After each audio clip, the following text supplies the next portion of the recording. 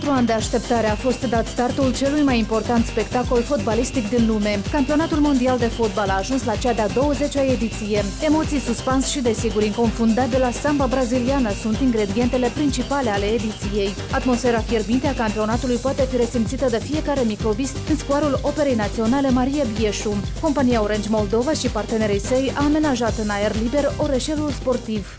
Împreună cu alți parteneri acestui proiect suntem fericiți să deschidem astăzi orășelul sportiv aici în inima capitalei, cu speranța de a aduce spiritul și atmosfera celui mai iubit sport. Este încă o dovadă în plus a faptului că atât compania Orange cât și ceilalți parteneri ai săi promovează și dezvoltă fotbalul prin activitatea sa, prin faptul că astăzi ne-a adunat aici împreună. Orășelul sportiv a fost inaugurat pe ritmuri de samba și prestațiile interpreților autohtoni, Alona Mun, Pașa Parfeni și Boris Coval. Până pe 13 iulie, aici microbiștii vor putea urmări în direct toate meciurile pe 3 ecrane de dimensiuni mari. Astfel, fiecare iubitor de fotbal va retrăi fiecare emoție. Atmosfera e cool, vremea e frumoasă, e o idee foarte bună.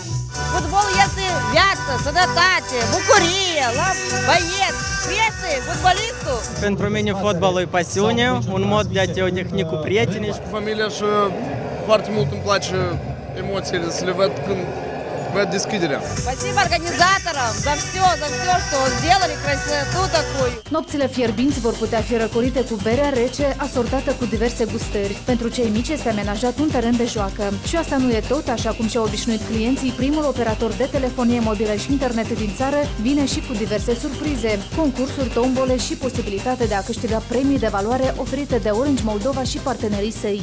Ca să facem aceste seri și mai fierbinți, am lansat un concurs pentru toți clienții Orange, care se numește Ghicește scorul și câștigă, care aduce mai multe surprize, inclusiv premiul mare, automobilul Hyundai Elantra.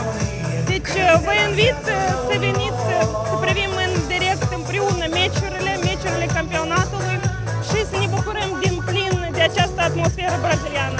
Orășelul sportiv va fi deschis zilnic până pe 13 iulie, cât va dura campionatul mondial. În zilele în care meciurile nu vor fi difuzate, locuitorii capitalei sunt invitați să urmărească renumite pelicule internaționale în aer liber.